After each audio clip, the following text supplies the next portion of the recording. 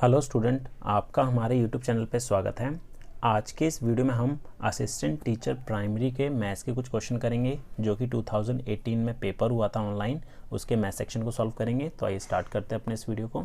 तो first question हमारा है, इसमें बोला गया था कि 14 वस्तुएँ बेचने पर एक व्यक्ति को 2 वस्तुओं के लागत मूल्य की हानि होती है, तो उसका हानि प्रतिशत ज्ञात करना है हमें। ठीक है, तो हमें यहाँ पर क्या बोला गया है, 2 वस्तुओं के लागत मूल्य की हानि होती है। ठीक है, तो उसका जो कॉस्ट प्राइस होगा वो कितना होगा, वो 14 होगा, और सेल और उसका लॉस कितना हो रहा है, 2 का।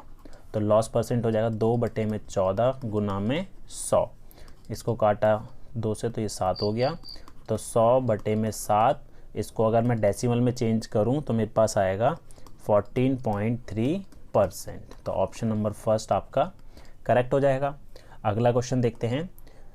दूसरा क्वेश्चन है, इसमें बोला है कि हमें इसकी वैल्यू निकालनी है। ठीक है, तो यहाँ पर 1.23 बार है और यहाँ 0.86 बार है और 0.29 बार है। ठीक है, तो सबसे पहले हम क्या करेंगे, इसको P/Q की फॉर्म में कन्वर्ट कर लेंगे। तो आपको एक चीज़ याद रखना है, जैसे कि अगर हमारे पास 0.23 बार है, ठीक है, तो बार हमारा 2 डिजिट के ऊपर है, तो इसको अगर P/Q की फॉर्म में कन्वर्ट करना है तो क्या होगा, 23/99। जितने डिजिट होंगे डेसिमल के ऊपर बार में, उतने ही 9 हम नीचे लिख देंगे। ठीक है, तो यहाँ पर है 1 + 23 बार, तो 1 को मैं प्लस में कर लेता हूँ, 1 + 0.23 हो जाएगा, तो ये हो जाएगा 23/99 माइनस 86/99 हो गया। ऐसे ही 29/99 हो गया। ठीक है, इसका अगर मैं एलसीएम ले लूँ तो हमारा 99 आएगा। ठीक है, तो ये 99 हो गया, प्लस 23 माइनस 86 और प्लस 29। ठीक है, ये हो गया।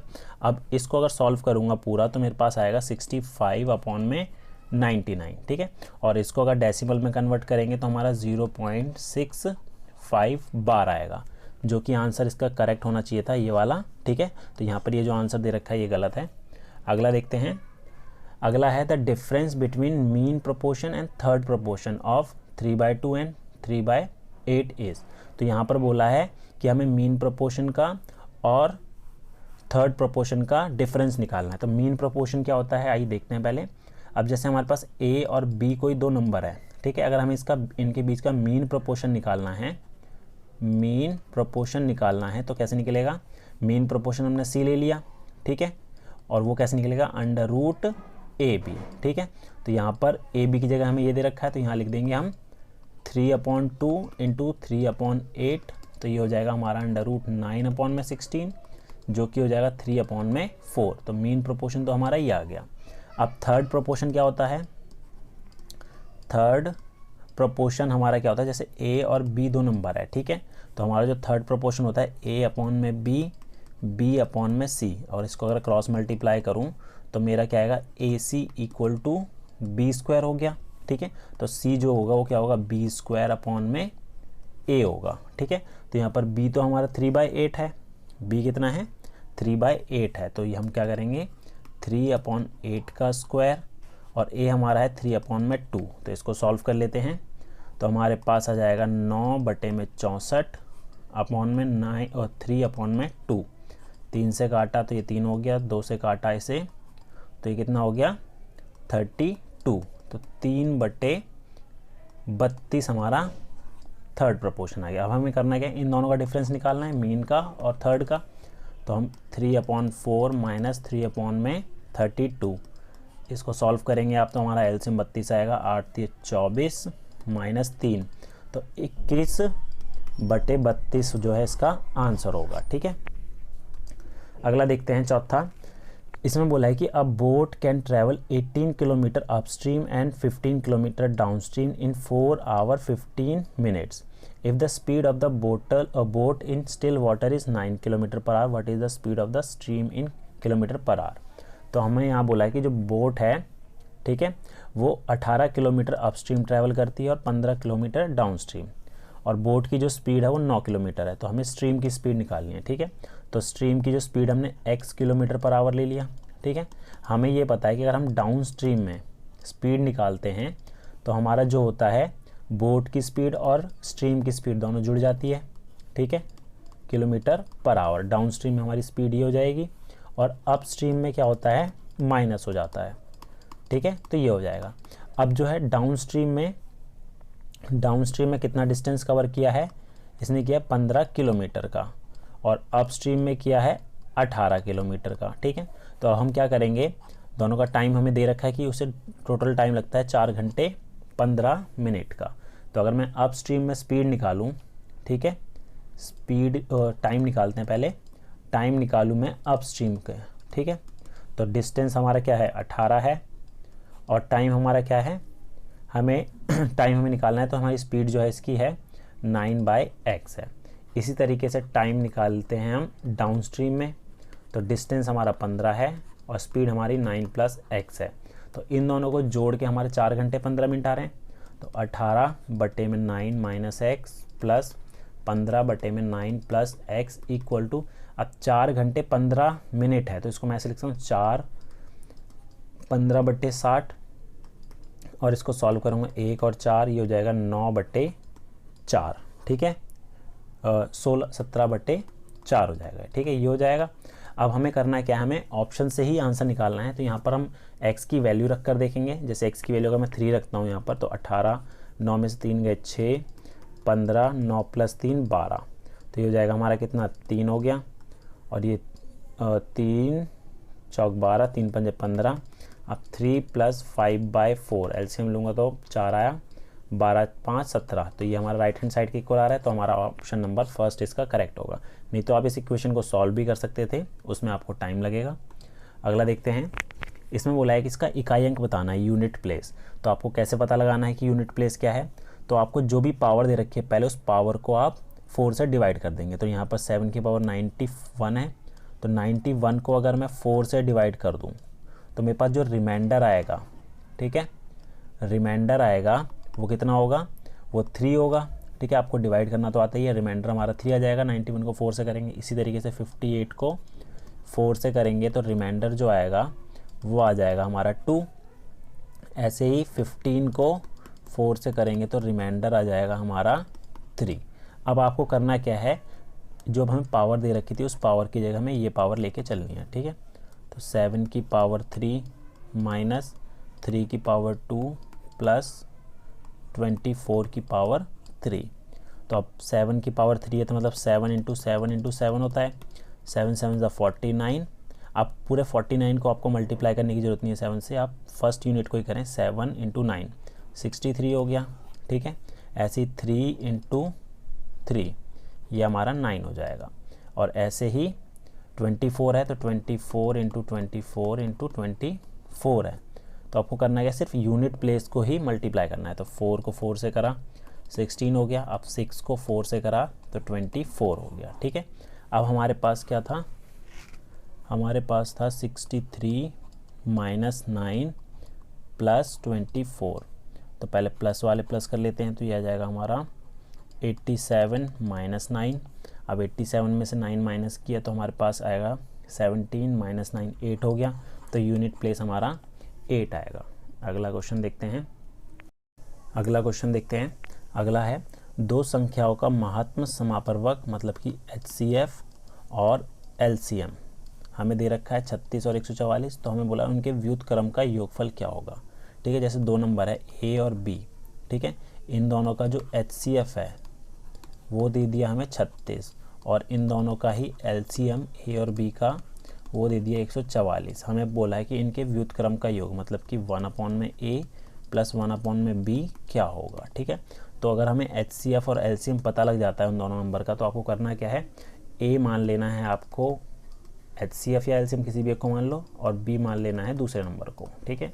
अब इनका निकाल देते 1/36 + 1/144। तो हमारा जो LCM आएगा 144 आएगा, ठीक है।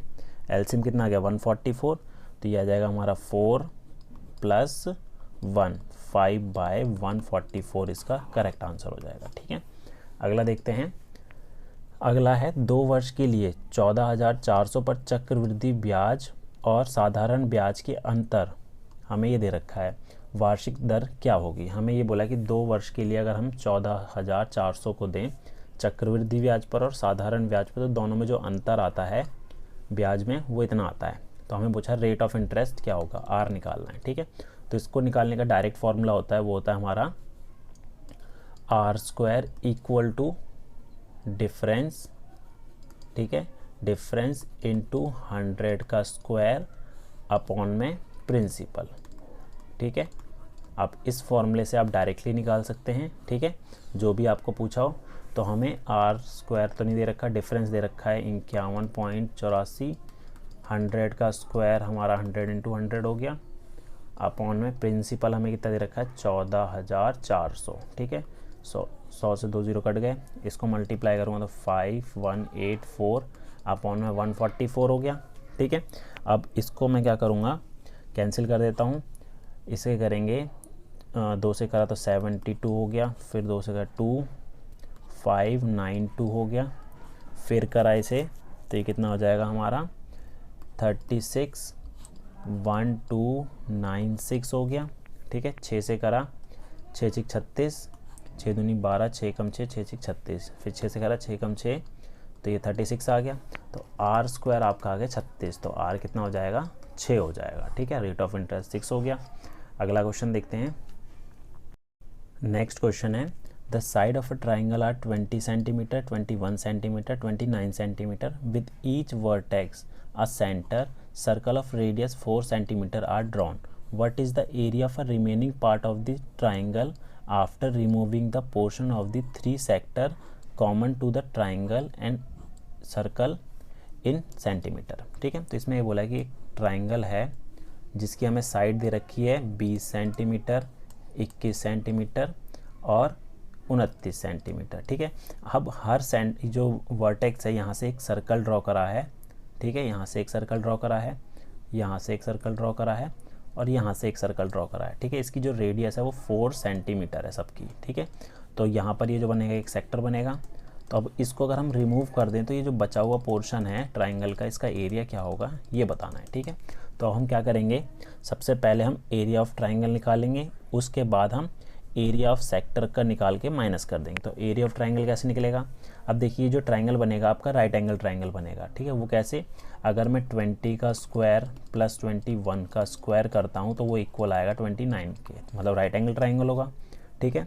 तो एरिया जो होगा इसका होता है half base into height, base 20 ले लिया और हाइट 21 हो गया, तो हमारा आ गया 210 सेंटीमीटर स्क्वायर जो है ट्राइंगल का एरिया है, ठीक है। तो अब हम क्या करेंगे, एरिया ऑफ सेक्टर निकालेंगे, ठीक है। एरिया ऑफ सेक्टर जो होता है, एरिया ऑफ सेक्टर जो होता है वो होता है थीटा अपॉन में 360 इंटू पाई आर स्क्वायर। अब यहाँ पर थीटा में नहीं पता कितना है, लेकिन ट्राइंगल जो है वो पूरे तीनों ट्राइंगल जो है वो 180 डिग्री के होते हैं। हम क्या करेंगे, तीनों को एक साथ निकाल लेंगे, ठीक है। तो यहाँ पर एंगल ले लेते हैं हम 180 डिग्री अपॉन में 360 इंटू पाई हमारा कितना है 22 बट्टे पाई की वैल्यू हमें लेनी है 3.14, आर कितना है 4 इंटू 4 हो गया, तो 1/2 हो गया, इसको कैंसिल करा 2 से। तो इसको अगर मैं सॉल्व करूँगा तो हमारे पास आएगा 25.12, ठीक है। ये हमारे सेक्टर का एरिया आ गया, ठीक है, तीनों सेक्टर का। तो अब जो एरिया ऑफ ट्राइंगल था एक 210, इसमें से माइनस कर देंगे हम 25.12, तो हमारा जो आएगा 184.88 सेंटीमीटर स्क्वायर इसका एरिया हो जाएगा रिमेनिंग पोर्शन का, ठीक है। अगला क्वेश्चन देखते हैं।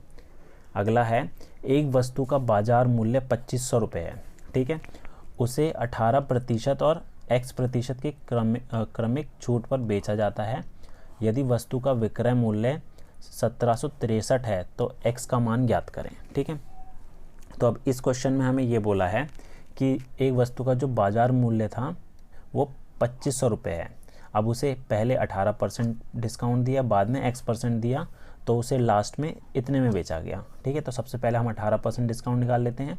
तो 2500 का अगर 18% डिस्काउंट देंगे, ठीक है, तो 18/100 हो गया, कैंसिल करा, ठीक है। तो कितना जाएगा 18 पंजे 90 का 0 9 हासिल, 18 दूनी 36 और 9, 36 और 9 कितना हो गया हमारा 45 हो गया, ठीक है। इतने का हमने डिस्काउंट दिया, तो कितने का पड़ा उसे 2500 में से घटा दिए 4500, तो ये कितना आ जाएगा हमारा, ये आ जाएगा 2050 रुपये। अब 2050 पे दोबारा x% का डिस्काउंट दिया, ठीक है, तो उसे कितने का पड़ा, इतने का पड़ा, ठीक है। तो अब ये जो है x% कैसे निकलेगा, 2050 माइनस 1763, इनका अगर मैं डिफरेंस निकालूं तो ये आएगा 7, 14 में 6 गए 8, 9 में से 7 गए 2, ठीक है, 287। अब ये जो 287 है वो x% के इक्वल है, ठीक है। तो हमारे पास जो था कितना, ये हमारे पास कितना है, ये है, तो 2050 का अगर मैं x% निकालता हूँ तो कितना आना चाहिए, 287 आना चाहिए, ठीक है। 0 से 0 कट गया तो x हमारा कितना आ गया, 2870 अपॉन में 205, ठीक है। इसको अगर मैं कैंसिल कर दूं तो हमारे पास कितना आएगा, 14 आएगा, ठीक है। तो कितना परसेंट हो गया, 14%। अगला क्वेश्चन देखते हैं। अगला है, इसमें बोला है कि a person cover a certain distance at 10 kilometre per hour and equal distance with a speed of x kilometre per hour if its average speed for whole journey is 12 kilometre per hour, what is the value of x। अब इसमें बोला है कि कोई person है जिसने कोई certain distance है, हमें नहीं पता कितना है, ठीक है, ये हमने ले लिया y किलोमीटर है, ठीक है, ये है, ये पहले वो गया उसने 10 किलोमीटर पर आवर की स्पीड से, ठीक है, बाद में यही डिस्टेंस उसने x kilometre per our speed से लिया, ठीक है, पहले 10 किलोमीटर पर आवर स्पीड और बाद में x kilometre per our speed, average speed निकालनी है। तो एवरेज स्पीड जो है वो होती है टोटल डिस्टेंस अपॉन में टोटल टाइम, ठीक है, ये होता है। तो टोटल डिस्टेंस तो हमारा पहले भी y था, दोबारा y था, टोटल डिस्टेंस तो हमारा 2y हो जाएगा, ठीक है।